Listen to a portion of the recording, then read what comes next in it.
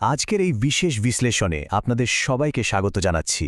আজ আমরা কথা বলবো এমন একটা বিষয় নিয়ে যা বাংলাদেশের জন্য আক্ষরিক অর্থেই একটি গেম চেঞ্জার। পাবনার ঈশ্বরদীতে গড়ে ওঠা রূপপুর পারমাণবিক বিদ্যুৎ কেন্দ্র দেশের জ্বালানি নিরাপত্তা নিশ্চিত করতে এবং কার্বন নিঃসরণ একদম কমিয়ে আনতে এটি কিন্তু সত্যিই এক বিশাল মাইলফলক।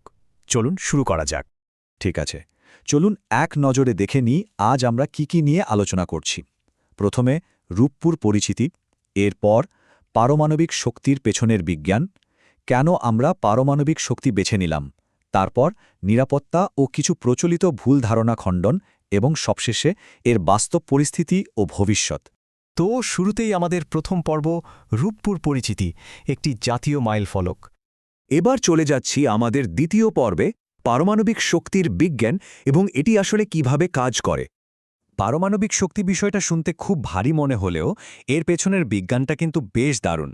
এই শক্তি মূলত পরমাণুর একদম ক্ষুদ্র কেন্দ্র বা নিউক্লিয়াসের ভেতরে জমা থাকে, আর এই জমানো শক্তিটাকে বাইরে বের করে আনার যে বৈজ্ঞানিক পদ্ধতি তাকেই বলা হয় নিউক্লিয়ার ফিশন। একদম সহজ ভাষায় যদি বলি, ধরুন ইউরেনিয়াম 235-এর মতো একটি ভারী পরমাণু আছে।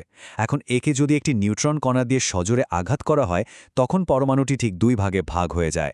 আর এই ভাগ হওয়ার সময় ভেতর থেকে প্রচণ্ড পরিমাণে তাপশক্তি বেরিয়ে আসে, আর ঠিক এই তাপশক্তিটাই কিন্তু আমাদের এই পুরো প্রযুক্তির মূল চালিকা শক্তি। চলুন এবার ধাপে ধাপে দেখি অণুজীব পর্যায়ের এই ফিশন প্রক্রিয়াটা কিভাবে আমাদের দৈনন্দিন ব্যবহারের বিদ্যুতে রূপান্তরিত হয়। এটা সত্যিই চমকপ্রদ। প্রথম ধাপে ওই যে পরমাণু বিভাজন হলো, তার ফলে যে প্রচণ্ড তাপ তৈরি হয়। দ্বিতীয় ধাপে সেই তাপ ব্যবহার করে পানি ফোটানো হয়। পানি ফুটে তৈরি হয় একদম উচ্চ চাপের বাষ্প বা স্টিম। এরপর চূড়ান্ত বা তৃতীয় ধাপে এই শক্তিশালী বাষ্পকে কাজে লাগিয়ে বিশাল বিশাল সব টারবাইন ঘোরানো হয়, যা জেনারেটরের মাধ্যমে বিদ্যুৎ উৎপাদন করে। বিজ্ঞানটা শুনতে একটু জটিল লাগলেও এর পেছনের মূল নীতিটা কিন্তু একেবারে জলের মতো পরিষ্কার, তাই না? ঠিক আছে, এবার আমরা আমাদের তৃতীয় পর্বে চলে এসেছি, কেন পারমাণবিক শক্তি, এর সুবিধা এবং কার্যকারিতাই বাকি। এখন মনে প্রশ্ন আসতে পারে, এত সব শক্তির উৎস থাকতে পারমাণবিক শক্তি কেন? এর সবচেয়ে বড় সুবিধা হলো এর বেস লোড পাওয়ার বা নিরবচ্ছিন্নভাবে বিদ্যুৎ সরবরাহ করার ক্ষমতা। দেখুন, সৌরশক্তি বা বায়ুবিদ্যুৎ পরিবেশবান্ধব ঠিকই, কিন্তু সেগুলো পুরোপুরি আবহাওয়ার ওপর নির্ভরশীল। রোদ না থাকলে বা বাতাস না বইলে বিদ্যুৎ উৎপাদন বন্ধ। কিন্তু একটি পারমাণবিক বিদ্যুৎ কেন্দ্র থেকে বছরে ৩৬৫ দিন, দিনরাত ২৪ ঘণ্টা একটানা বিদ্যুৎ পাওয়া যায়, একদম কোনো বিরতি ছাড়াই।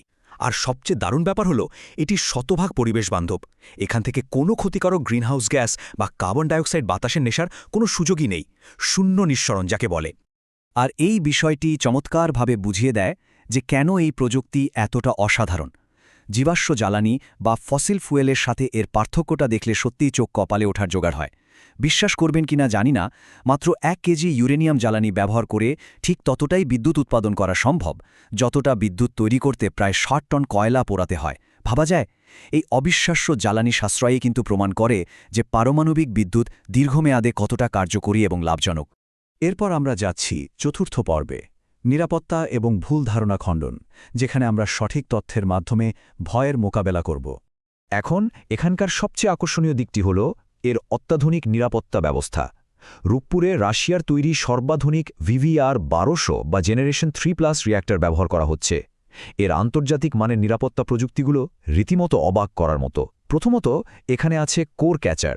আল্লাহ না করুন যদি কখনো চরম কোনো দুর্ঘটনা ঘটে এবং রিয়্যাক্টরের ভেতরে জ্বালানিও গলে যায়, এই বিশেষ পাত্রটি সেই গলিত পদার্থকে নিজের ভেতরে আটকে রাখবে, কোনোভাবেই বাইরের মাটি বা পরিবেশের সংস্পর্শে যেতে দেবে না। দ্বিতীয়ত, এর প্যাসিভ সেফটি সিস্টেম। কেন্দ্রে যদি কখনো বিদ্যুৎ সংযোগ পুরোপুরি বিচ্ছিন্ন হয়েও যায়, তবুও অভিকর্ষ বল ও বায়ুচাপের মতো সম্পূর্ণ প্রাকৃতিক নিয়মে রিয়্যাক্টরটি নিজে থেকেই ঠান্ডা হতে থাকবে। আর সবশেষে আছে এর ডাবল লেয়ার বা দ্বিস্তর বিশিষ্ট কংক্রিটের দেয়াল। এটা এতটাই শক্তিশালী যে বড় ধরনের কোনো ভূমিকম্প কিংবা সরাসরি কোনো বিমান এসে আছড়ে পড়লেও রিয়্যাক্টরের বিন্দুমাত্র ক্ষতি হবে না, একদম নিশ্চিন্ত। পারমাণবিক বিদ্যুৎ কেন্দ্র নিয়ে মানুষের মনে একটা খুব সাধারণ প্রশ্ন বা ভয় কাজ করে, এটা কি পারমাণবিক বোমার মতো বিস্ফোরিত হতে পারে? বৈজ্ঞানিক পার্থক্যটা কিন্তু এখানে একদম দিনের আলোর মতো পরিষ্কার। একটি পারমাণবিক বোমা তৈরি করতে ৯০%-এরও বেশি বিশুদ্ধ বা এনরিচড ইউরেনিয়াম লাগে। অন্যদিকে রূপপুর বিদ্যুৎ কেন্দ্রের জ্বালানিতে ইউরেনিয়ামের মাত্রা থাকে মাত্র ৩ থেকে ৫%। বিজ্ঞানীদের মতে এত কম মাত্রার ঘনীভূত ইউরেনিয়াম দিয়ে কখনোই বোমার মতো ধ্বংসাত্মক কোনো চেন রিয়াকশন বা বিস্ফোরণ ঘটানো সম্ভব নয়। এটি কেবল একটি নিয়ন্ত্রিত প্রক্রিয়ার ভেতরে থেকে তাপ উৎপাদন করতে পারে, এর বেশি কিছুই নয়। আমরা একদম শেষ পর্যায়ে চলে এসেছি, পর্ব 5, বাস্তব পরিস্থিতি এবং ভবিষ্যৎ। এখানে আমরা লজিস্টিক সংক্রান্ত কিছু জরুরি প্রশ্নের উত্তর খুঁজব। প্ল্যান্টের দৈনন্দিন কাজ পরিচালনার ক্ষেত্রে বেশ কিছু গুরুত্বপূর্ণ বিষয় আমাদের মাথায় রাখা দরকার। প্রথমেই আসে বর্জ্য ব্যবস্থাপনার কথা। বাংলাদেশ ও রাশিয়ার মধ্যকার চুক্তি অনুযায়ী ব্যবহৃত সব জ্বালানি বা পারমাণবিক বর্জ্য রাশিয়া তাদের নিজেদের দেশে ফেরত নিয়ে যাবে, তাই এখানে বর্জ্য জমার কোনো ভয়ই নেই। দ্বিতীয়ত, নদীর পানির ব্যবহার। রিয়্যাক্টর ঠান্ডা করতে পদ্মার পানি ব্যবহার করা হলেও সেটি সম্পূর্ণ একটি আলাদা বদ্ধ পাইপ বা লুপের ভেতর দিয়ে ঘোরে, তাই এই পানি তেজস্ক্রিয় হওয়ার বিন্দুমাত্র ঝুঁকি নেই। এছাড়া এ কেন্দ্রে 4টি বিশাল কুলিং টাওয়ার আছে, যা ব্যবহৃত গরম বাষ্পকে নিরাপদে ঠান্ডা করে আবার পানিতে পরিণত করে। আর এই পুরো প্ল্যান্টটি অন্তত 60 বছর ধরে নিরবচ্ছিন্নভাবে সেবা দিতে সক্ষম, যা পরবর্তীতে চাইলে অনায়াসে 80 বছর পর্যন্ত বাড়ানো যেতে পারে। সুতরাং এখানকার সবচেয়ে গুরুত্বপূর্ণ পয়েন্টটি হল আমাদের এই অসাধারণ মাইলফলক। আশা করা হচ্ছে 2026 সালের শেষের দিকে রূপপুরের প্রথম ইউনিটটি আমাদের জাতীয় গ্রিডে বিদ্যুৎ সরবরাহ শুরু করবে, আর এর মাধ্যমেই বাংলাদেশ আনুষ্ঠানিকভাবে বিশ্বের 33তম পারমাণবিক শক্তি ব্যবহারকারী দেশ হিসেবে বিশ্ব দরবারে মাথা উঁচু করে দাঁড়াবে। সত্যিই গর্ব করার মতো একটা ব্যাপার, তাই না? রূপপুর কিন্তু শুধু একটি বিদ্যুৎ কেন্দ্র নয়, এটি আক্ষরিক অর্থেই একটি প্রযুক্তিগত বিপ্লব। আজকের এই বিশ্লেষণটি আমরা একটি দারুণ প্রশ্ন দিয়ে শেষ করতে চাই। নিরবিচ্ছিন্ন এবং নির্ভরযোগ্য শক্তির এই বিশাল উল্লুম্ফন আগামী দশকগুলোতে আমাদের শিল্প, অর্থনীতি এবং জাতীয় উন্নয়নকে কিভাবে নতুন রূপ দিতে চলেছে। একবার এই সম্ভাবনাগুলোর কথা চিন্তা করুন তো, ভবিষ্যৎকে কত বেশি উজ্জ্বল আর সম্ভাবনাময় মনে হয়। আমাদের আজকের এই তথ্যবহুল যাত্রায় সাথে থাকার জন্য অসংখ্য ধন্যবাদ।